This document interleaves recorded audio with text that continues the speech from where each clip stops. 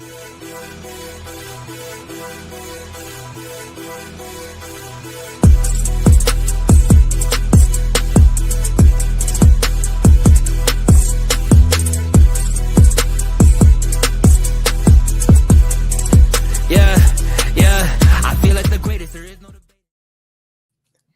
and welcome to episode 13 of Pacific Horseplayers right here on the HHH Racing Podcast. I am your host, Noah Meagher, joined again by my wonderful co-host and friend, Mr. Ryan Anderson. As this week, we will be covering California Cup Day. They got 5 stakes races out there. They got 2 outside of the Pick 5, and then the last 3 are the last 3 races on the card. So we will be covering all 5 of those for you. As well as the 2 races that start the late pick 5. So we've got 7 races for you, 5 stakes. Should be a good show. Ryan, what's going on? How you doing? You know, not too much is new on my end, but I heard the host celebrated a big birthday over the weekend. So happy birthday, sir! Welcome to being a real adult. Yeah, adultery, right? Officially 21 now, so. I can drink on the show. I will say this is not alcohol, but do have a drink on the show in remembrance to Tibetan and boozing and where my roots were. So got to have that. Of course, we'll have to go through our administrative stuff real quick. Of course, you can listen to us on Apple Podcasts, Spotify, and Anchor.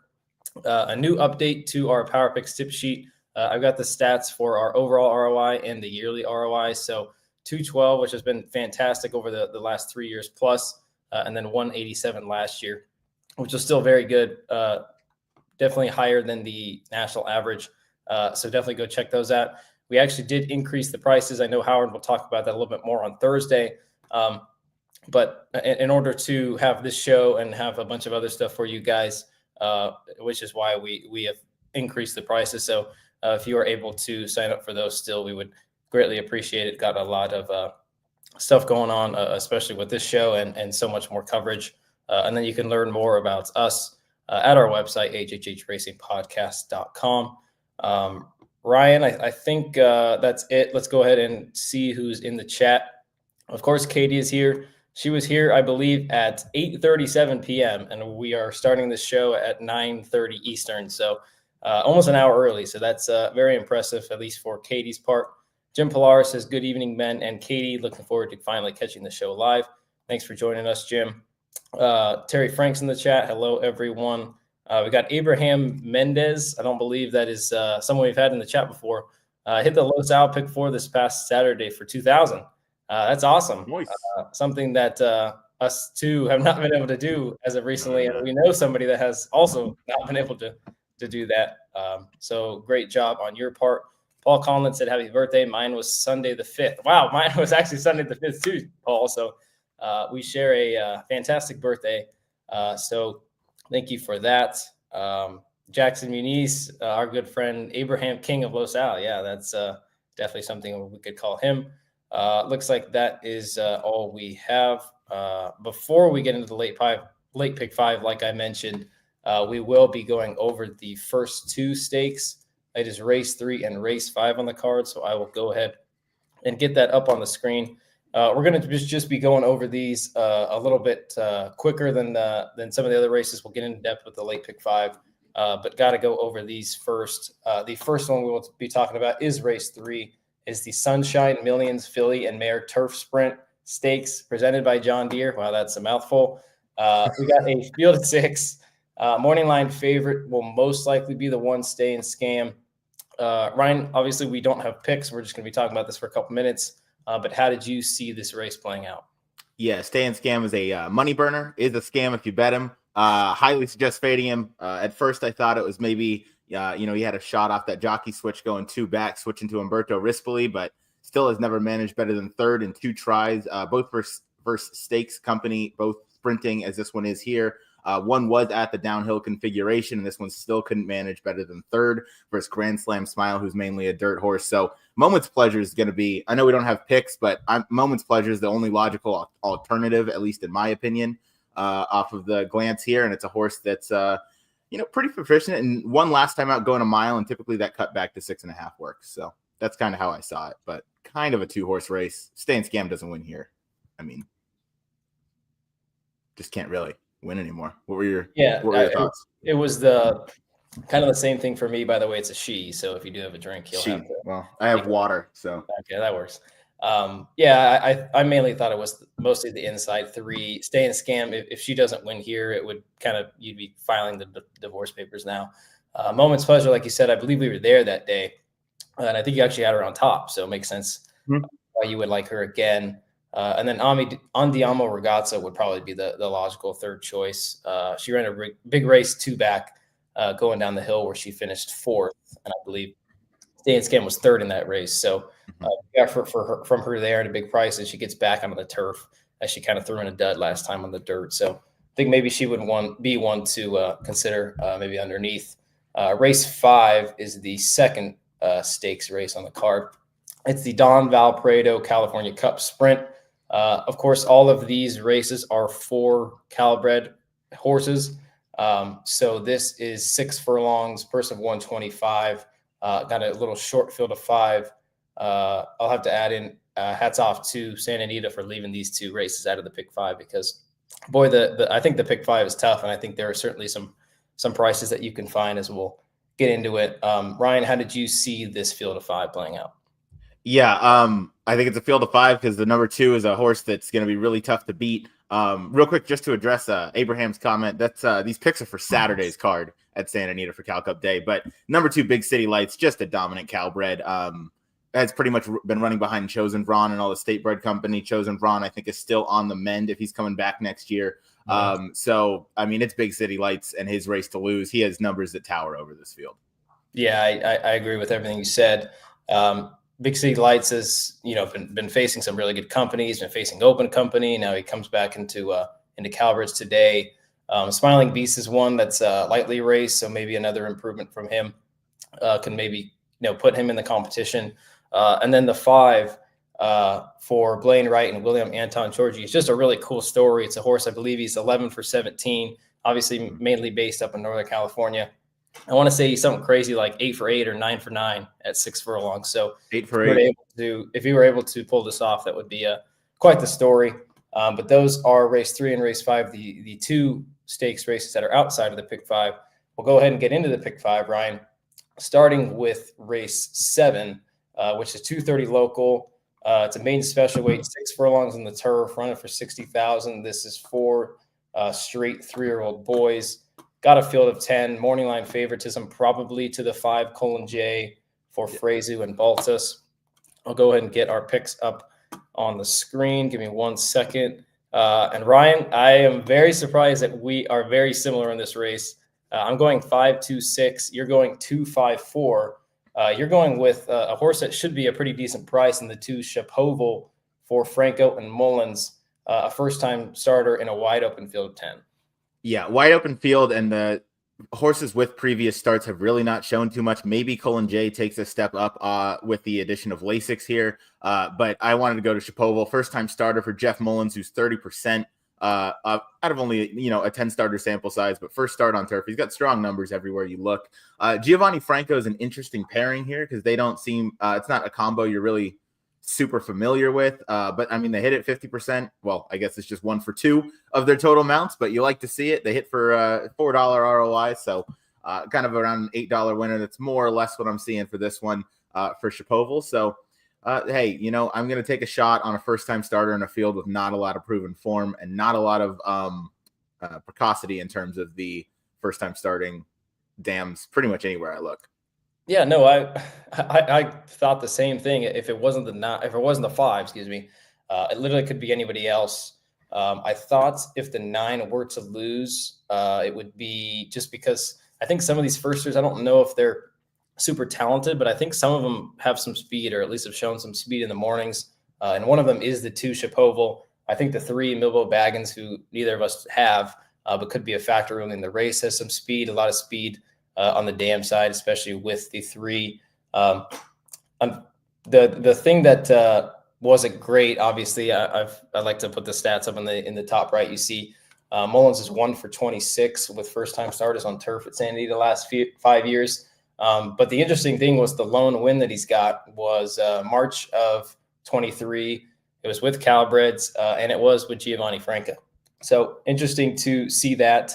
And then, like you said, even though Mullins not great in terms of that stat, it seems like he's been better of recent with the first-time starters. So a horse that I thought was going to be a little bit of a wacko, but you've actually got on top, which is kind of funny. Yeah, I know I know the last part on the two here. I know the Mullins doesn't have the sharpest angles with that, but a lot of times with those first-time starters, they don't run a whole lot of Cal-Bred sprints on turf. Even at Santa Anita with these long meets, in comparison to the open company, it's pretty few and far between for these state breds. So, I did see that point, and I'm happy you brought up the kind of one win with the Cal-Bred. Because I think that's where he kind of has an edge, because he's a really strong trainer first time out. It's just when you face the open company and you're facing, some John Sadler, man, or Phil D'Amato, monster purchases or Mandela, whoever, you're going up against the big boys when you're in the open company. So I think state bred, this fits. And obviously, yeah, Franco aboard is a plus. Yeah, it's good to see that not just, the majority of these races, but I believe all of these races are Cal-Bred races. Mm-hmm. Is that correct? Yes. So it's, great to see that. Great to see the, Cal-Bred incentives that they've got going on. We've got the 5 Colin J. I've got him on top. You've got him in second. Obviously, the worry with him is maybe there is a little bit of second-itis. But like you said, Ryan, it just might take a decent enough effort just because we don't know how good these firsters really are. Yeah, I mean, today has to be the day. He's gotten 2 tries versus this company, 1 at this configuration. Given on debut, he lost to Kale's Angel. I'm willing to forgive that, because Kale's Angel turns out to be a pretty good horse. Went and won a stakes sprint out at Oaklawn Park this winter. But I don't know. I'm not sold on this horse, but this is the most likely winner. So I used him in second. Today's got to be the day for me, though.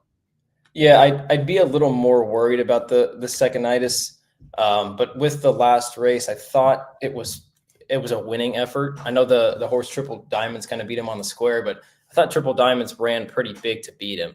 And I don't know if any of these firsters are as good as that firster was. I believe that was for Craig Lewis, if I'm not mistaken.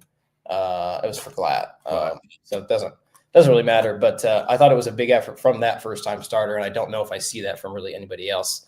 Maybe our 2 if we get lucky. So I think if you are playing the turf pick 3, it seems like you could either use him or just use a bunch to try to beat him is the way to go. So I think in that regard, that would be an interesting way to play things. You've got the 4 just to his inside, another first-time starter in third. This is Twilight Time for Kimura and Craig Lewis.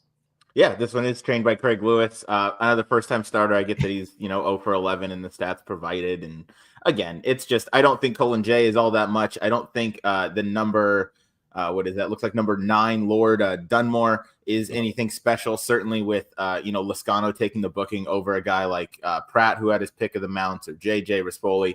List goes on. So I don't think that mount's too live.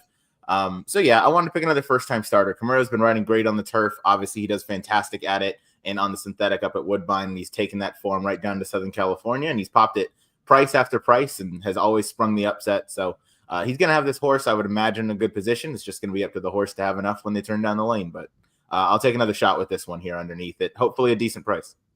Yeah, I can't say I've seen a ton from him in the mornings, but like I have up in the top, he's actually a full brother to Moments Pleasure, who we will see earlier in the day. So if the family precocity means anything, this one maybe could be a runner, hopefully first time out.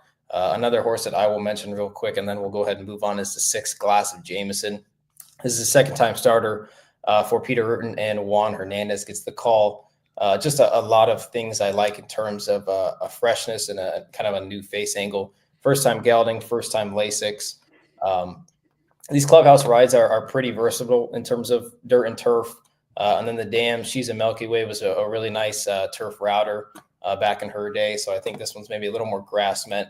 And then I've actually, funny enough, I had this stat from last time that Urton's 0 for 9 with firsters at Los Al's. So even though he went off as favoritism last time, that's just not really Urton's gig. And it seems like he kind of uses Los Al to get his horses ready for bigger and better things. So that's why I've got him in third, but we'll go ahead and move on to race 8.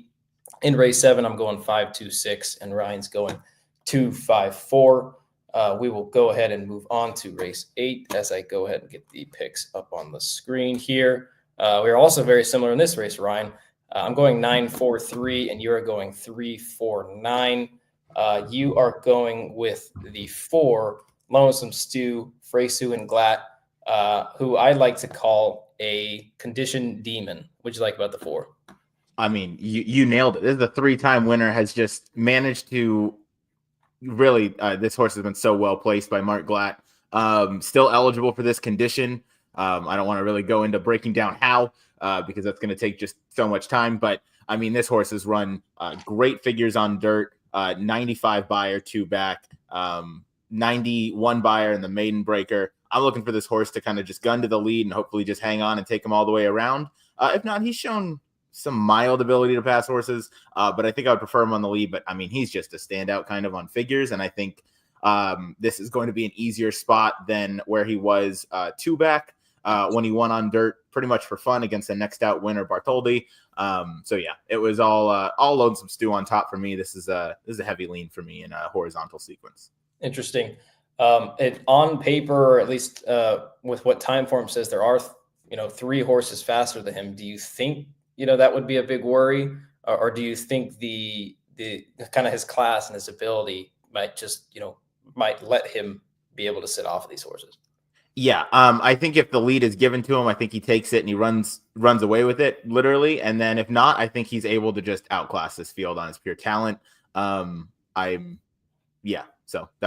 that's pretty much my thought. Is he's going to be just better than this field. I think his form has proven that. So I think even if he is outran to the lead, I think again he's had some shown some ability in passing horses. So I think that'll come into play if needed. And I think the thing that I got of the last race most, I know it was on turf and this is on dirt, so not too much comparison there. It did look like he was able to sit off just a little bit in that race, and I thought he beat some pretty nice horses. Cal-Bred is a nice turf sprinter for Mullins. Gregory's Pride is a nice older horse for Phil D'Amato. So I just thought he kind of showed his class last time again, even though it was on turf, maybe showing that he's got some versatility to his name and his record. He's got the 1 win at Santa Anita. He was one that was very highly regarded after he broke his maiden in the $50,000 claimer with the 91 buyer. Took him to Los Al, was very disappointing, but then off with a long layoff, fired big against Bartholdi, who's a really nice horse. So I just think he's been facing some really nice company. And as long as Freysu doesn't get him too caught up in what seems to be a hot pace, I think he's going to be tough, especially if he's running down some of these horses that get weary late. You've got the 3 in second, who I have in third, who again I thought was going to be a little bit of a wacko. But what'd you like about this 3, Bob's Blue Moon? Yeah, we're oddly similar on some of these. I thought this one, just the form's a little bit muddied up. I'm kind of looking to the race almost 5 back where he won, but I think he has some ability. He's third off the bench here. I know there was a slight little buyer regression in the last start, coming second off the bench, but that was versus Open Company, 62 non-2. And now he gets to face State Bred Company for Steve Sherman, who's an excellent trainer up north and definitely shipped some live mounts down here. So I'm looking for this one to maybe surprise at a bit of a price. And I think this one might be capable of kind of sitting off of it a little bit. So if this thing does get a little hot up front and maybe Lonesome Stew gets caught up, this one seemed to fire a nice work on the 2nd of January at Pleasanton, going a bullet in 48. So, hopefully he just comes down here, and if everything sets up nice for him, maybe he's got enough to spring an upset. You are muted, sir. This guy. Of course, I did that last week too. That's something I normally never do either. But I don't really have too much else to add. I agree with pretty much everything you said. Even though, like I said, with the 4, the race that I liked the most, like you said, was the race on turf, where he was able to sit, was able to kind of show his class. Ryan, as you know, Steve Sherman brought a lot of horses down over the summer to Del Mar, and for a long time he was awful. He was so bad. His horses were not running. I believe this was the first one that kind of kicked off his campaign down in the summer. And this is a pretty good horse in his own regard. So I think, like you said, the form is a little dirtied up. He lost to Grubauer last time, who came back and won at Santa Anita. Granted, that was a restricted optional 32 for now that they've got the new condition for the horses that are coming in from Northern California. So maybe not as talented as a normal $32,000 non-winners or two, but still some class. So I like him. He might even be the best closer in the race, with a race that doesn't have a lot of closers with a lot of late lot of late kick. God, that's tough to say. But yeah, I'm sure to tell. The voice is still not 100%, so we are trying to fight through that. And then we'll go to the 9. Devil Among Us, who I have on top. Ryan, you have on third. I'll let you talk about him first. What you like about this Doug O'Neill runner? Yeah, this is a big key underneath horse for me. Definitely has been improving each of the last 4 starts since getting claimed out of the Sean Williams barn. So you like to see that, but this horse just has some pack mentality to him. Just gets past in the lane and then just kind of kicks back in. So he likes to get passed by one horse, sometimes 2, but he always kind of fights to the finish. He just kind of, I don't know, relaxes maybe in the stretch. I'm not entirely sure, but he'll get passed by one and then he'll kind of fight on gamely. Like he kind of thinks his job is done when there's nothing else in front of him turning for home. So kind of got to key this horse underneath. I think he's definitely got some ability. He can definitely sit a nice trip outside of the speed here with Edwin Maldonado. You know what he's going to do out of the gate. He's just going to go to the lead or at least be forward with this runner. And I think that's where this one does his best running. So yeah, I mean, look for him on the lead early, and I just don't know if he's going to be able to hang on late. So this is one I would definitely key underneath for me. But you have this one on top. What do you like about him? Well, I think it's the speed of the speed in a race where horses don't really like to pass each other. So if Maldonado, as we know, is a very aggressive jockey and one of the best guys at getting horses out of the gate, if he's able to get the lead, I love his chances. It's just a matter of whether he is able to clear from the outside. The 2, I believe, was one of the horses that's very quick. And then the 11 was a horse that ran a couple weeks ago that's fast, that was coming off the long layoff and blinkers on. So if he is able to get the lead, I really like his chances. And I feel like he's just in career best form and running races that are kind of too good to lose, doing a lot of the dirty work, especially in those last 2 with the 82 and the 86 buyer. So I thought if he does get on the lead, I thought he was going to be pretty tough. But obviously, you and I looking at this race very similarly. We'll go ahead and move on to race 9. I'm going 9-4-3, and Ryan's going 4-3-9. And now we will go ahead and get into the stakes races that we will actually be going into depth, starting with race 9, as I get this up on the screen. First leg of the late pick 3. The Unusual Heat Turf Classic Stakes presented by City National Bank. This is obviously a stakes race, purse of $175,000, mile and an eighth on the turf for the older boys. A field of 11, morning line favoritism, most likely to either the 2 On the Whim or the 10 Old Pal. I'll go ahead and get the picks up on the screen. And we are actually very different in this race, Ryan. I'm going 11-10-5, and you are going 2-4-8. So 6 different horses, starting with the 2 who you got on top On the Whim for Pereira and Peterson. Yeah, I mean, I love this horse coming in here. Dean Peterson's had one hell of a meet. I mean, I know he's only 3 for 3, but still, those wins have been in all different classes on different surfaces, and they've all looked great. I think Pereira is going to have this one in a great position. Just going to be able to save ground on both turns, and this one definitely has a kick. Turning for home, this one I think likes to stretch out in distance. The mile and a 16th effort was really strong, and this is kind of one of those weird runners where he seems to run better off Lasix. Some of his best races have come off of the Lasix medication, so maybe that has nothing to do with it. Maybe it's just happenstance. But I mean, he won 6.5 down the hill. He won a mile and a 16th at Del Mar. He's tactical. He has a good closing kick. Pereira certainly rides this one well. Not quite sure what happened last time. I know he was steadied early. I lost to Cienwa. That race absolutely fell apart towards the end, so he was probably just too close up to it. Noah, you and I were on track that day with Jackson and some others, so we remember that race fondly because nobody saw that horse until he was crossing the finish line. But yeah, I think on the whim, maybe just too close last time. You can see he was favored. Coming back in this spot, maybe he'll get a bit of a fair price. I mean, 2-1 would be pretty fair on this one. This is another horse I feel pretty strongly about. Yeah, it's funny because you like him quite a bit. I'm very against this horse. I don't really know what happened last time. I know it's just steadied early, but he was in no way, shape, or form ever winning that race if he didn't steady. And he was just, surprisingly bad. But if you look at his races, 2 back, he won the California flag at 6.5. But he got a really good trip that day. And then 4 back in the California Truman got an even better trip, 10-1. He was just on the rail, saved ground the whole time. So I know on paper, it looks like when he gets into a state bred company, that seems like, where he seems to run his best. But I don't know. Those wins just seem like he got really good trips. Obviously, he could get another really good trip again. And then the other worry was I just don't know if he's a 9 furlong horse. I know he's gone a mile and 16th before, but they're going a mile and 8th today. I don't really see him as one of those types. So at a short price, I'm going to be playing against him, especially if I play the late pick 3, the $3 late pick 3, as I do have a ticket and Ryan does not. So I will share that. But just for those reasons, I am against this horse. Could certainly get the job done in race 9. We'll go to your second choice, Ryan, with the 4 Fast Buck. This was a horse that got caught in quite the speed duel with Sumter last time. But Sumter came back and ran huge, just losing to Motorious. So hopefully this one can come back just as well.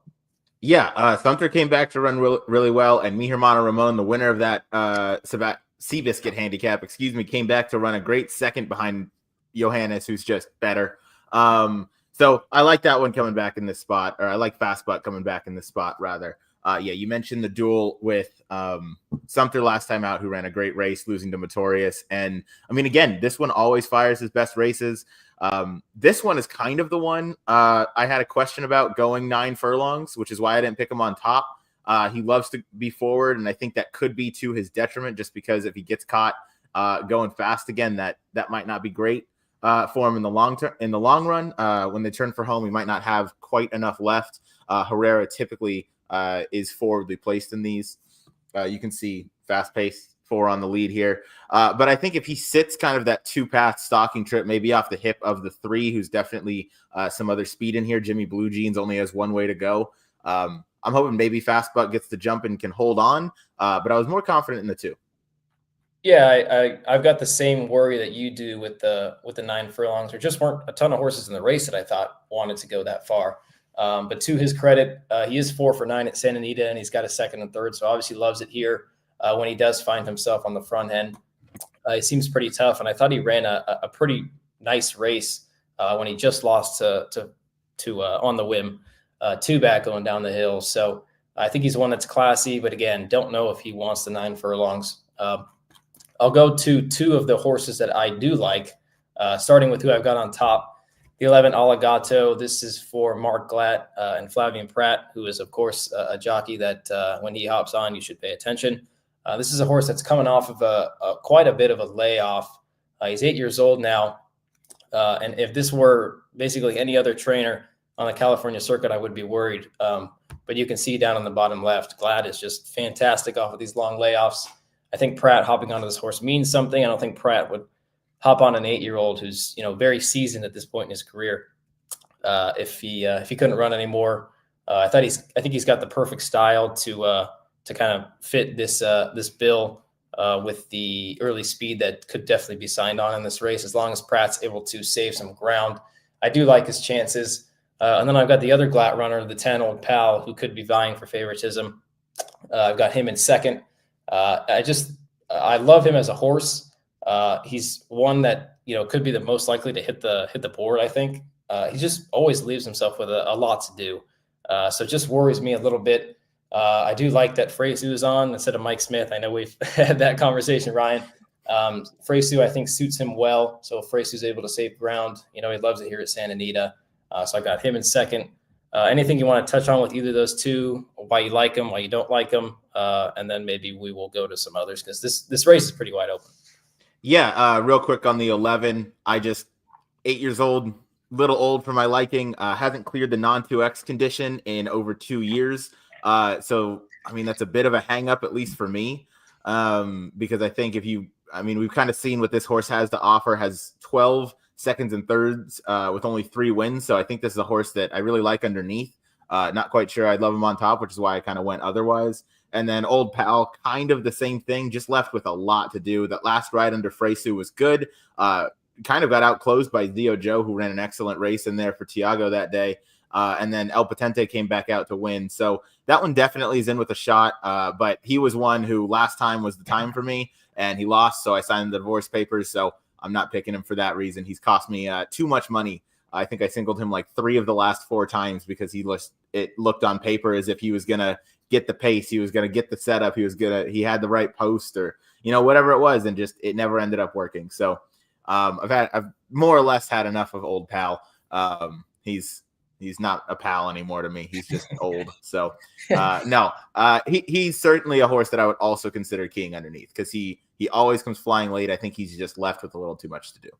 Yeah, I think there's, a lot of different ways you could go.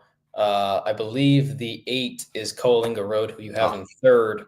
And Jackson was asking us if we have any thoughts on the 7 to the 8. That was the previous race. Oh, the previous race. Okay. Sorry about that. Well, go ahead and talk about the 8 anyways, because you got him in third. Yeah, I have the 8 in third, Coalinga Road. This is a hard trying horse. Again, this one is 8. So, that kind of counters my pick against Aligato. This one is a deep closer who's just been chasing a lot of slow paces. Fresu had this one in great position up at, Fresno in the Bulldog Stakes last time out. So, this one can run turf and dirt. This one's run the 9 furlongs before on the turf. That was a while ago, but did get a win. Just a hard trying horse. I don't know that I love this horse anywhere on top, but another one I kind of like a little bit underneath that I think has some sneaky back class this one could get to, has run really well in state bred competition. So I think with the right ride and Rispoli still sticks aboard, that's a nice vote of confidence. And then Quality Road for these Cal-Breds. Just the breeding on that alone. I know Kitten's Joy for the 11 is also really strong, but I think I'll get a little bit of a better price on Coalinga Road. So I think I'm going to try and key this one underneath because this one also has 17 seconds and thirds. Yeah, this is kind of the same thing for me, why I gave him a strong look. Same thing with the 11. How Pratt hops on that horse off of a long layoff. It's kind of the same thing. I know it's not as long of a layoff, but this is a horse for Carly Gaines, who, again, is very seasoned. Like you said, has been very consistent and in the money a lot. And, it just seemed like Rispoli wouldn't take the effort to hop on this horse. I know he's been on him before, but I thought there were others. Typically some other ways that he can go and some other clientele that he can ride for. So I thought that was definitely interesting. I guess the last horse that we will mention is the 5, who I've gotten third. This is Takes 3 for Ayuso and Pipey. This is just a horse that I think is maybe still improving. I know we've got a lot of seasoned veterans. I know I've said the word season like 3 or 4 times. I don't really care. Absolutely. Yeah, exactly. I think he's just getting better and better. He's 4, so there's still some room for improvement. I think he prefers turf over dirt, even though he did get the win last time.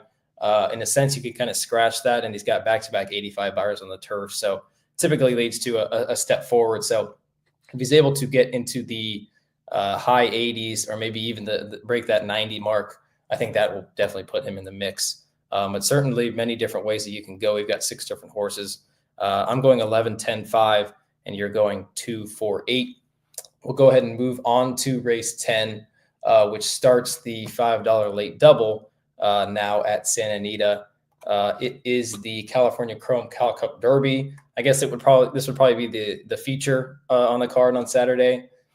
This is a field of 8 going 1 mile and 16th on the main track. These 3-year-olds are running for $175,000, and the morning line favoritism is either going to go probably to the 3 Shea Brennan or the 4 R Heisman. I'll go ahead and get the picks up on the screen.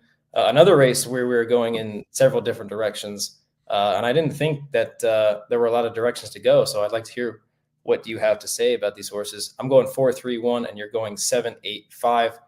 Start your cases with the 7 Whiskey, Gin, and Brandy for Pereira and Steve Knapp. Yeah, I believe there are 4 to 6 horses coming out of the same race. Whiskey, Gin, and Brandy is one of them. And this is the only one that really kind of had a bad trip that I'm willing to excuse. Last time out was 47-1 for some odd reason. I know this one took a giant step up, which is another reason I like this horse going 2 turns for the first time. I think that you can see in the running lines was 5 to 6 wide at the first turn, was just kind of tugging and uncomfortable. The altered at the 8th pole was, pretty minor, but certainly something that I'm going to look at and this horse is now 3 years old, but took a huge step up going 2 turns. All these are 3-year-olds, by the way. Took a huge step up first try at 2 turns. So I'm looking for that second effort, maybe to build upon that, looking for a cleaner trip for this one. And I think that might put him in the winner's circle. That Los Al course can obviously be a little finicky with the longest stretch, aside from, a couple of the tracks out there, one of the longest in the country. And then you have So just second time around 2 turns. I'm looking for this one to take a step up. I didn't want to take anybody else out of that race just because, to me, they all kind of had easy enough trips. That was pretty much why I ended up on the 7. Yeah, I didn't really know what to do with that state bred Los Al stake. I didn't really. I saw the similar trouble that you saw. I didn't love the fact that he was 46-1 in that race. So I don't know if I necessarily want him at maybe 8 or 10-1 today, maybe 12-1. From the way that I kind of saw it, like I said, I didn't really know what to do with the race. So I almost kind of valued the form prior a little more heavily than I did that race, just because of, like you said, the weird configuration. The horses just kind of seemed like they were bobbing up and down. Some of them got good trips, some of them didn't. So I thought it was just really hard to tell if that was kind of everyone's best effort or best foot forward. So I hear you with the 7. I think he makes a ton of sense, especially off of that last effort. If he's able to run big again at a big price, would not shock me at all. And then you've got the 8 Style Cat, who is a little bit of the fresh face. I was a little worried, though, that he did lose last time at 1-9. But what did you like about him able to maybe win this race at a much better price? Yeah, he lost last time at 1-9. I remember that race because it wasn't all that long ago. It was just December 29th. So just, what is that, like 2 weekends ago? But this one lost to Silverado Storm up the rail, who I believe Jackson almost had that day. But either way, Style Cat, I think just that last trip just made it seem like this one wants 2 turns off those last 3 efforts. Just has been effective, but hasn't been living up to his ability, because clearly he has some 71 and 72 buyers as a late seasoned 2-year-old, pretty decent for the Cal-Bred level. I think this one might just want to go 2 turns. I know Peter Miller maybe doesn't have the strongest numbers with all that, and he's only 1 for 17 to start the meet, but obviously JJ is going to stick around because this one still has more in the tank. So I want to see what this one has first time going 2 turns. And again, outside of the 1 horse or the 7 horse Whiskey, Gin, and Brandy, I'm pretty much fading everybody from that last race. Yeah, it's from that common race, rather. Sorry. Yeah, it's funny you mentioned the jockey stay, not the jockey switch, but Juan Hernandez staying on this one because he was the normal rider for our Heisman, who looks to be one of the favorites in the race. Obviously, Pratt is, not a downgrade by any means, but I just did think it was, certainly interesting that he did stay on the 8 instead of staying on the 4, just because I think the 4 will probably be a significantly lower price. This is who I do have on top. I'm going to, excuse the last effort in a sense. I know it was 3-2, and he was coming from way out of it. I thought it was a little weird the last race. It looked like he was kind of making a move, and at what point in about halfway through the stretch, it looked like he was going by. But then he got a little tired, switched onto his left lead, and then that just kind of ruined his momentum. So, and not really hung in a sense, but just kind of lost the momentum that he had as they were getting close to the wire. So, like I said, not going to hold that against him. You look at his form prior. Thought he ran a really nice second from off the pace in that 7 furlong event, 2 back in the Golden State Juvenile. That was on That was on Breeders' Cup undercard, Breeders' Cup weekend. So I think if he runs back to that, I think he's going to be tough. And then I've got the winner of that King Glorious Stakes, the 3 Shea Brennan. who actually went to the lead that day, but I think he's still got some versatility. So that's why I've got him in second. You've got the 5, who I believe is Drop 'em, who was a disqualified winner last time at Pleasanton for a trainer we don't see too often from Northern California, and the old gentleman, Mike Smith, to ride. That's right. Was disqualified, and I got put up because I had that Mala in second. Union Rags filly, or Union Rags colt rather. That was quite the 14-1 price at Pleasanton between races. But that is not why I picked this horse. I thought this one just has some forward ability. The race 2 back, nice strong 76 buyer. Stretched that out to 1 mile and a 16th last time, and really sat a nice trip. And there was just some bumping in the lane that I think just comes from being a young horse. This is only his 4th career race. But I love to see that he faces stakes competition again. This time it's going to be state-bred, competition, which is maybe a tad bit easier. He faced a Baffert horse, Kalia Bay, in that effort last time out, who has run against stakes company, has not run very well. So I don't know what kind of weight you want to put into that. But yeah, ran a winning race last time, just did not end up in the winner's circle when everything was said and done. But I think, again, second time routing, I think this one has a shot. Mike Smith, I mean, I know I'm not one that's jumping, to bet him. However, seeing him take the mount for a pretty low kind of profile connection in this guy down at Santa Anita, I mean, that's encouraging a little bit because he doesn't really need any more mounts. He's proven everything. So if he's taken a mount, maybe this horse has some ability, has shown some talent in the mornings, whatever it might be. So that's enough for me to pick this horse in third. Yeah, I don't hate this pick at all. If you are one who doesn't love that stakes race at Los Al that 5 or 6 horses are coming out of, I think this is certainly one that would be towards the top of the list of fresh faces, and you're going to get a decent price. I think the 76 2-back, even though it was at 5.5 and it was back in July, he actually beat our Heisman by a length, and that if he's able to progress off of that, I think he could definitely be in the mix. Like I said, I think there's a lot of different ways that you could go. Last horse that I will touch on is the 1, I'm a Bad Boy. I just realized I've actually got the top 3 runners from that Los Al race, so I'm a little favoring the race more than you are. But I thought he was maybe ridden a little differently than he prefers to be ridden last time. He was off of it. He was wide.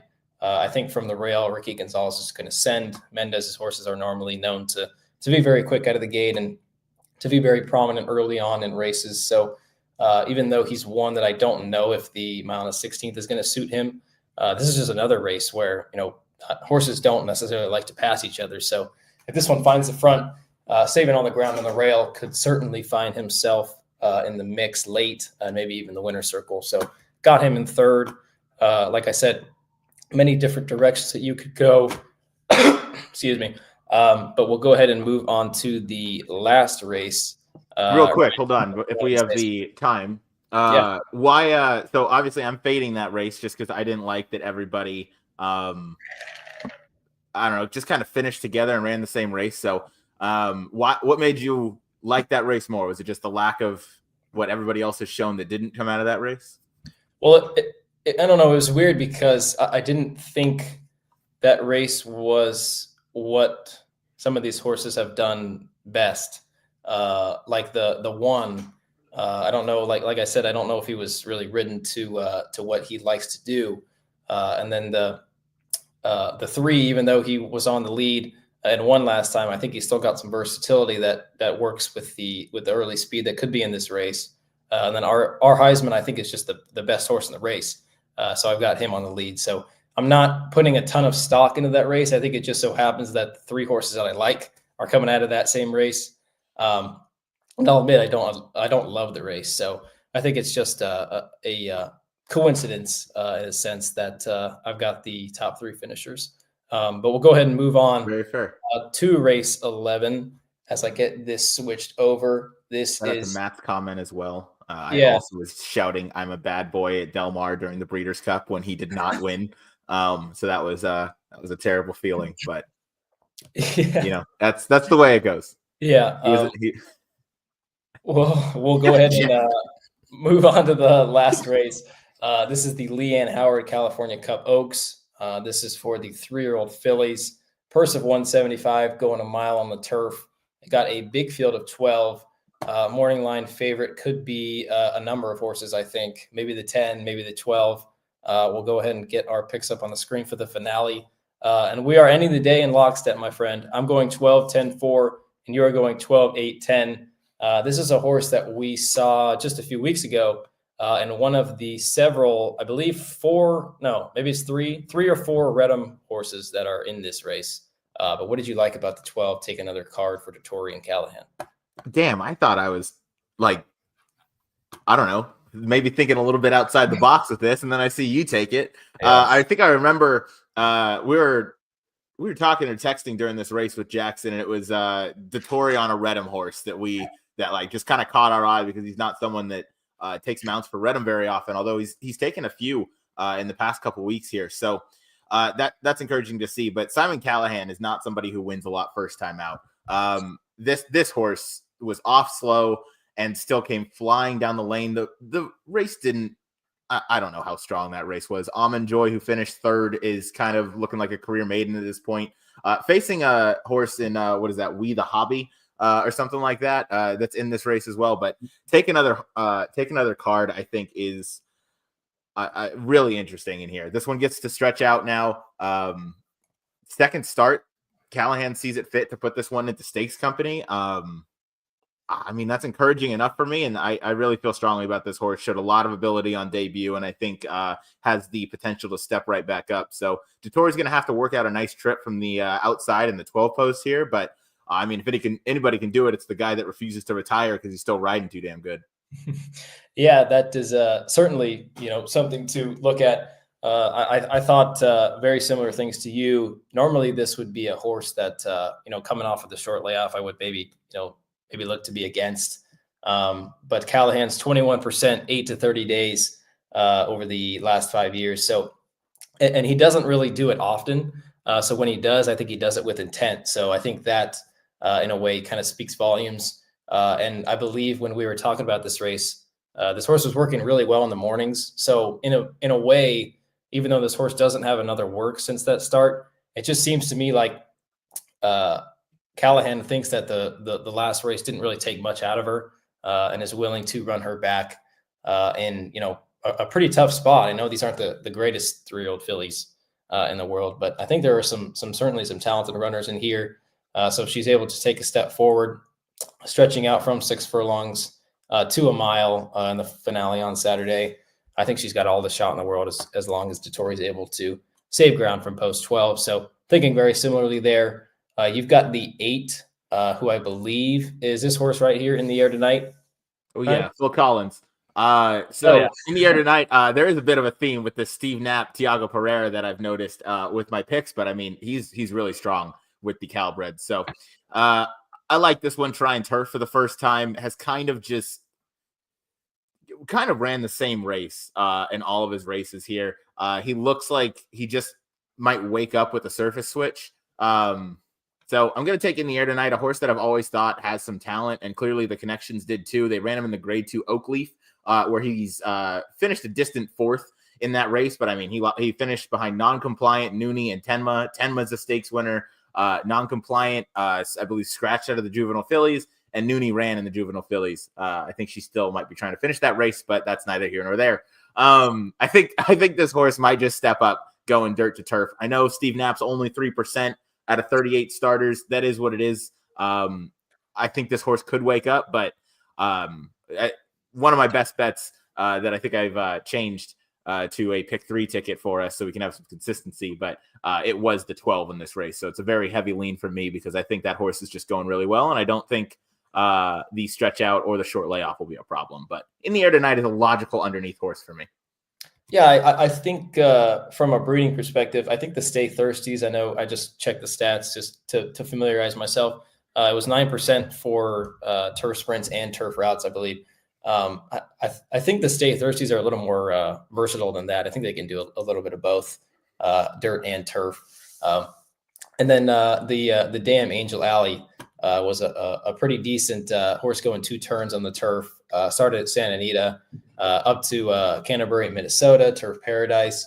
Was over $100,000 earner. So certainly could take to the turf. I remember the race that she ran two back. I believe she was like 12-1, 15-1 on the line and got bet down to the favorite. So there was a lot of buzz that day. And then she ran perfectly fine last time in the Philly Stakes race at Los Al. So definitely could be a force to be reckoned with underneath. And then this horse, I've gotten second. You've gotten third, coming out of the same race and was actually favored that day. I believe this is a horse that our good friend Jackson was a very big fan of last time. And as it seems to happen more than often, does not pan out well.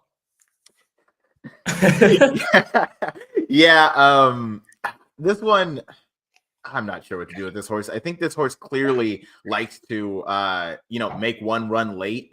And I think turf is just going to suit this one a little bit better. Last time out at Los Al, I mean, I know the stretch is, about 35 miles long or something like that. So also known as about 1,200 yards, if you use my math conversions there. So, but yeah, no, I think Grateful My Love, paired up by her tops, just loves to come from off the pace. And I think switching to turf might just maybe emphasize the turn of foot a little bit more. Not entirely sure. Obviously, McCarthy's had a really strong start to the meet, 21%. With 24 starters and 5 others in third. They hit it 57% together at Santa Anita, Pratt and McCarthy. So that's 8 for 14. So you got to love that.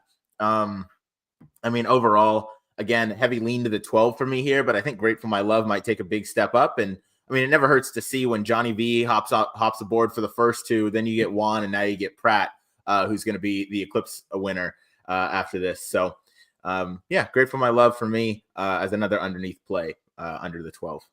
Yeah, the big thing with her for me was I think distance is her friend more than just about anybody else at this race. Even though she didn't run, all that well last time, she was still running on late. So I think even though this is a mile, it's still going to be to her benefit. She was last early on in that race. I don't know if she wants to be that far back in these two-turn races. She was favored that day. And then she was down on the inside coming down the lane, which we've talked about a little bit, Ryan. It seems like the rail is not necessarily the place to be at Los Al. So, maybe you could give her a little bit of an excuse in that regard. Last thing I'll mention, of course, I got another stat, Michael McCarthy, 2 for 10, but he is 6 for 10 in the money, dirt to turf and stakes races. So just another reason and another, piece of evidence for maybe some intent. So I've got her in second. You've got her in third. I'll go to, let's go ahead and go to this horse because we've got some love in the chat from our good friend Jackson. He's talking about the one. He says, these guys are nuts. The one is going to romp, capital ROMP, single in all your horizontals.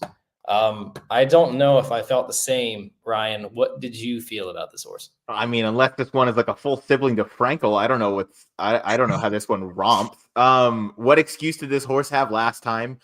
Just seemed to set a really good trip and just never really finished down the lane. Got beat by 2 of these runners that are coming back in here. Obviously, all the love in the world to Doug O'Neill. You got to imagine, though, from this rail post, this one's going to go to the lead.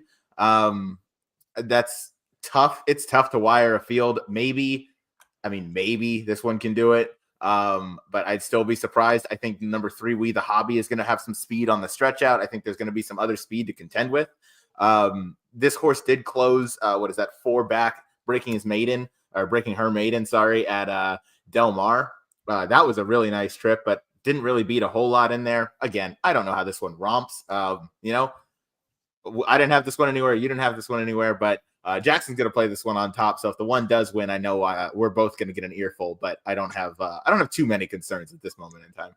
No, I think I'm rest assured now because, Jackson's got this one on top and I didn't like her to begin with. So I think that's, even more of a reason to not have her on top, right? Wouldn't that make sense, right?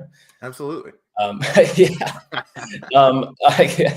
Last horse that we'll touch on is the horse that I have in third. This is Musical Number.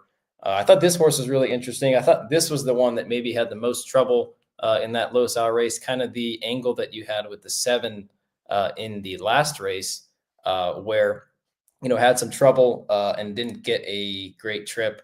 I didn't think this one got a great ride from Espinoza, even though I don't really have anything against Espinoza. Big upgrade, I think, in my opinion, to Kimura. We've already touched on it. Dean Pedersen, I believe. I think I said Pedersen earlier. Yeah. Dean Pedersen 3 for 3. So his horses are firing so far with the limited runners. I think she likes to be ridden a little bit more forward. I know I haven't shown the time form yet, and I believe they had it, as a fast pace. So, this was one where I didn't know if I want to get your take. I didn't know if I necessarily agreed with this one because I think even though the 4 and the 12 are quick, I don't know if they necessarily want the lead. I know you got the 12 on top. I got the 12 on top. If you were, betting her to win, what would you want Frankie to do? Would you want him to just kind of send and get the lead, or would you maybe want to see her sit off like she did last time in her maiden breaker? It feels like the last time might have been just kind of an accident. She broke slow, and then just really kicked it into gear and just seemed to know what to do, know where the finish line was. She seemed professional for a debut. And so I really have no idea where she's going to be placed. But it looked already like she knows how to pass horses with authority. So I'd hope that maybe Frankie sits in that second flight and just gives this horse a target. And I mean, let's see. I love your pick though with the number 4 musical number. I think that's a really strong pick. I like the switch onto turf there, and obviously the red hot barn for Dean Pedersen. And you're certainly going to get a price on Kimura in there. Yeah, I think she'll be a pretty decent number just because there have been so many horses in that race that finished against her. She was 9-1 in that race. So I think, might be a little overlooked and certainly should be a decent price. We'll go ahead and move on to best bets. But before we do that, let's go through a couple more comments. Of course, I got to bring this one up. The boss is in the chat. He says, late. Happy birthday, Noah. Looking good, guys. Thank you very much, Howard. Matt Miller says something very similar. Happy birthday. This one is a really big deal. This seems like something that you and Jackson would say. I'm excited that you can stop ordering off the kids menu at Mastro's and other nice places. Welcome to the adult menu. Thank you, sir. That's right. No more apple juice for you. You can actually no more apple order juice. Drinks. You seem like a vodka cranberry guy. No, definitely a vodka guy. Not a big cran guy. Of course, I had my first sip of alcohol, only a couple of days ago. Of course. I have to, see what I like. We'll go ahead and move on to best bets. Ryan, of course, we will start with you. You've got a win bet in race 9 on the number 2 on the whim, and then a pick 3, 2 with 5, 7, 8 with 12 with a $3 minimum. I believe that is a $9 ticket. Go ahead and take it away. Wow. Well, your math's getting better with age as well. I love to see that. Not that is the a English, $9 pick. Not your English. No, your English has gotten substantially worse. But starting with race number 9, I went over this one on the whim for Knapp and Pereira. There's a really strong lean for me. I think this one's just going to sit the right trip and going to be able to have the kick turning for home. So I'm looking forward to this one stretching out to a 1 1/8. I'm hoping I get a fair price on him. 7-2, in my opinion, would be fair. Obviously, a talented horse in a talented field, but this one has some strong numbers to get to. So, also going to be my single in the late pick 3, the $3 late pick 3, 15% takeout. Very player friendly. You got to love what Santa Anita is doing there, and with the $5 double. And then 5, 7, 8 in the mile long. Those are my top 3 choices that I displayed. The 7 coming out of the that common race in there, and then I'm going with the 2 kind of fresh faces. Obviously, the 8 lost last time out at 1-9, so I'm hoping for a bit of better price on that one, which I think we're going to get. Even money would be 9 times the price, 10 times the price of the of what he was last time. So whatever it is, I'd be happy to take that one, stretching out to 2 turns for the first time. And then the number 12 is going to be my single in the last. You made a great case for the number 4. So maybe I use him in, a pick 5, or maybe I use him in the pick 3 as well, because I think that with how hot that barn's been, I think that's definitely a logical horse. And the other, my other picks in that race, I kind of like more underneath. I think this is a great card to kind of key things underneath. But sorry, I was reading the comment section again. But yeah, number 12 again. That horse just kind of broke slow, but really seemed professional in the win with taking other cards. So I want to see what this one does second time out, but all signs are pointing to this one came into that race fresh and firing and is ready to go again. Yeah, no, I love the single on the end. Something very similar in terms of my best bets. I wish I had the balls that you've got, Ryan, to single that 12. But the single I'm going to go with is the 4R Heisman. My pick 3 ticket, obviously starting in race 9, is 10-11 with 4, 10-12. If my math is correct this time, Ryan, that is a $18 ticket. Would that be correct? Look at you. Look at this guy. Everybody, round of applause in the chat. But yeah, just starting with 10, 11, the first leg, those are the two glats that I think are maybe best suited at 9 furlongs. And then singling our Heisman, just I think is, maybe the best horse in the race. Might put a decent sized win bet on him if I can get a decent price.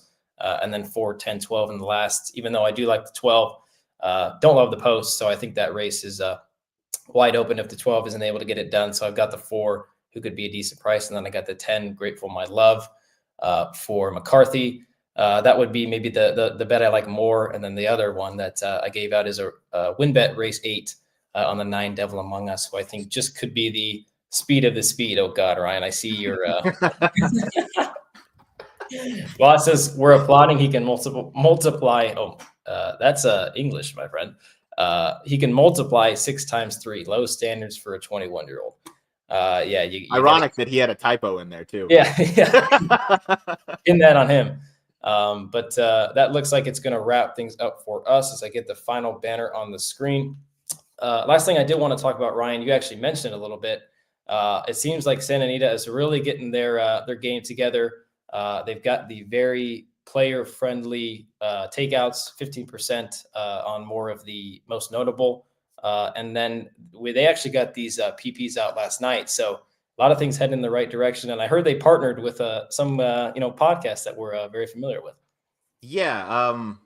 It's not get, but it's the HHH. It's the HHH Racing Podcast. Yeah. No, they do a great job with the great race plays Thursday after picks and ponies. So no, it's awesome to see them on the Santa Anita page. And as I'm scrolling through, that's a cool thing to look at. So yeah, there's that. But you mentioned that Santa Anita is doing a lot of player-friendly wagers with the $5 double, 15% takeout. Same with that $3 pick 3. You got the traditional $2 pick 6 that those CAWs don't participate in. I mean, I love it. And not to mention the coast-to-coast pick 5 that goes on every Saturday and Sunday between Santa Anita and Gulfstream Park is really strong. And then, yeah, last thing is shout out to Doug Burge, who put the California card or Cal Cup card together. Looks excellent this year. There's like 102 runners, if I remember correctly, through the 11 races, all state breds, which is awesome. Santa Anita's way up and handle this meet as well. So it shows that these wagers are working. I do want to find I'm going to try and find the stats this week, and hopefully I can have them for you next week on what what this late pick 3 and the $5 double, how the handle has looked. I know they didn't do it last year, but maybe compared to like Golden Hour or just those wagers from the previous years with the higher takeouts. So no, I'm excited about it, and Santa Anita puts on a great program every week, so it's awesome to be a part of it. Yeah, great stuff that they've been doing over the last several weeks with the winter meet starting and kind of starting to ramp up here as we got a great Cal Cup day card on Saturday for the Cal-Bred horses. Of course, love to get them on the track and get them into kind of the spotlight on Saturday the 11th. That's going to wrap things up for us, for my wonderful friend and co-host, Mr. Ryan Anderson. This has been your host, Noah Meagher, covering episode 13 of Pacific Horseplayers right here on the HHH Racing Podcast. Check us out on Wednesday and Thursday nights, and check us out next week. But as we like to do here on PHP out. Barnes and the Beast.